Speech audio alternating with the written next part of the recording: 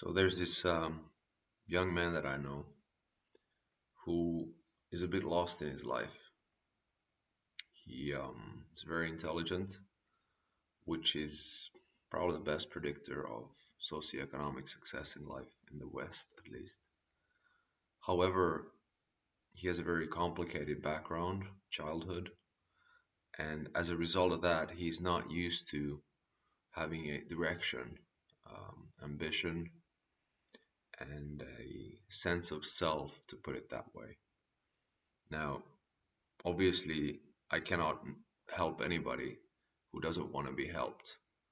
Um, but I wish I could with him because he has potential for anything he could put his mind into. Now, the sad part is, if I have a chat with him, he's going to listen to me and he's going to be, yeah, you have a good point, and that's exactly what I should do. So it's not a question of comprehension or lack thereof, but unfortunately, we are slaves to our habits to an unfortunate extent. So, what do you do when you wake up in the morning? What routines you have? Those are choices, but those are also habits that you build through the years. And if those choices and those habits are not conducive to attaining your goals and ambitions in life, they're essentially going to do the opposite. What time do you go to bed? What do you eat? Do you exercise? What are the closest people you have? Let's say the five closest people, and obviously then you are the average of those people. I mean, these things are the impediments to this guy ever reaching his potential. And the reason I wanted to do this video is to encourage him and guys like him to take their destiny in their own hands. I've struggled through quite a few of my own, and I realized like most of us are relatively average. We don't have any particular skill or talent or ability that kind of pits us to the top 1% or top 5%. But what makes the difference between the relatively average people like myself to excel in a given endeavor in life? The answer is very simple. And this is also one of the questions when people say, well, it's easy if you are competent and confident.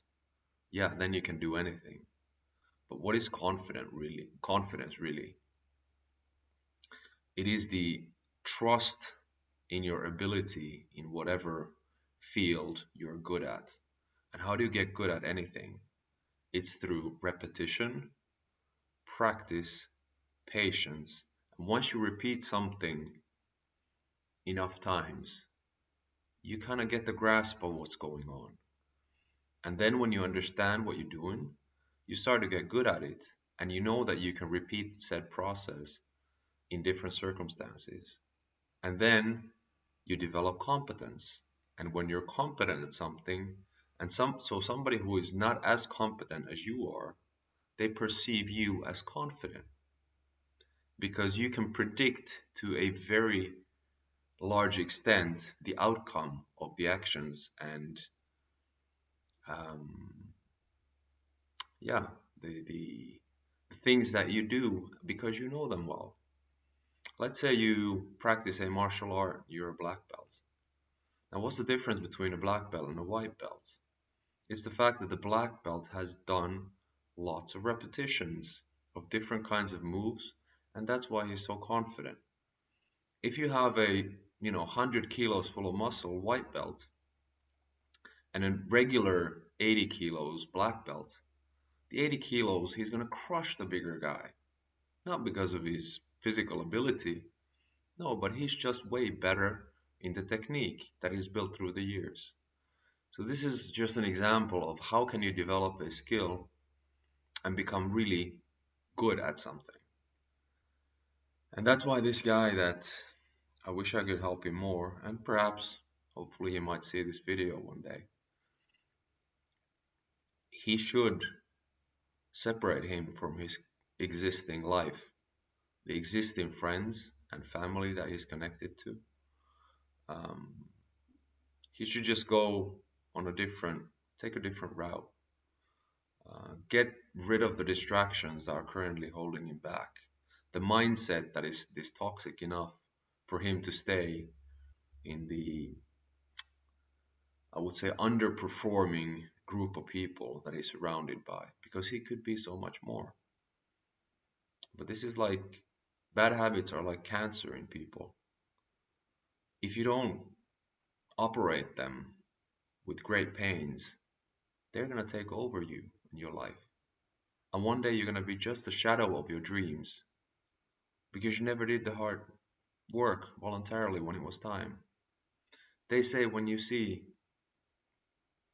a dragon in your garden and the dragon is maybe 10 centimeters long, tall, you're like, oh, well, there's a small dragon in my garden. And you choose to ignore that instead of immediately going like, oh man, there's a dragon. I need to get rid of it when it's small. Next time you look out your window in the garden, maybe the dragon is 30 centimeters tall. You're like, ah, it's growing, but I guess I don't have to do anything with it right now. Let time pass. It'll be a meter tall, 2 meters, 5 meters tall. And then you get to a point where like, oh my God, there's nothing I can do about that dragon. It's too big, it's too powerful. It's no longer under my control. It was back in the day, but it's no longer now. Why?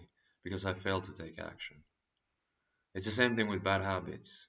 If you eat unhealthy, it can destroy you, it can ruin your life, it can kill you.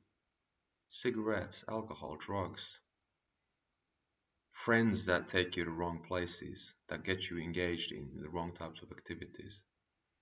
Women, and this is from a guy's perspective.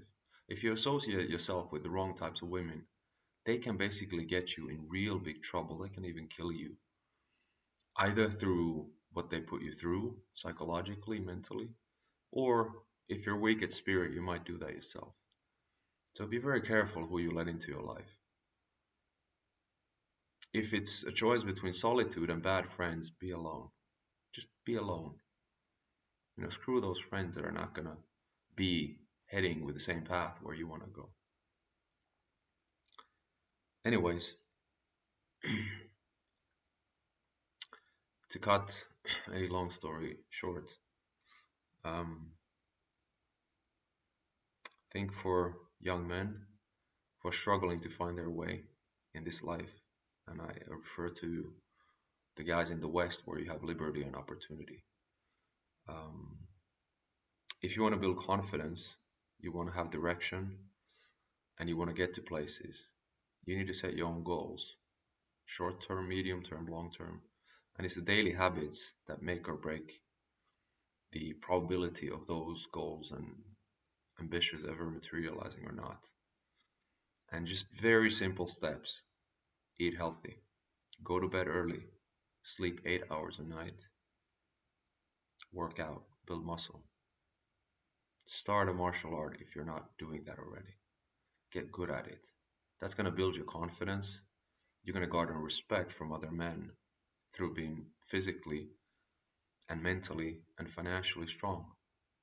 And if you can respect yourself, you look in the mirror, you're like, hey, I look pretty good. When you listen to yourself, you're like, hey, I sound relatively educated.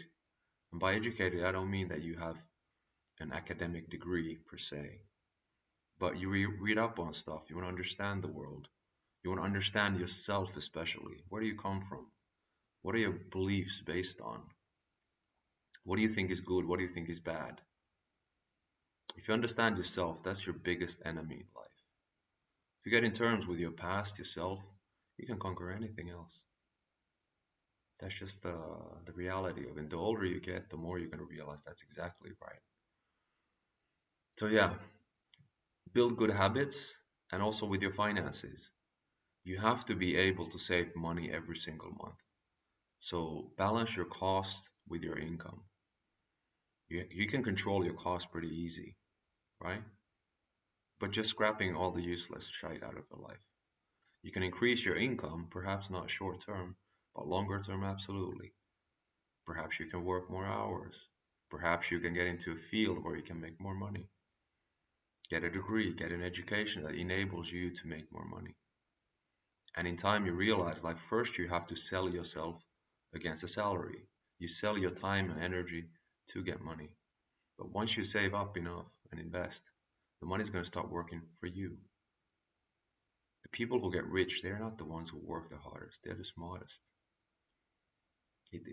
Getting rich is not about working 80 hours a week. It's about working smart 40 or 50 hours a week. Anyways, that's my 2 cents on the 20th of March 2023. I decided to do this in English because the worldwide audience is way bigger in the de facto international language.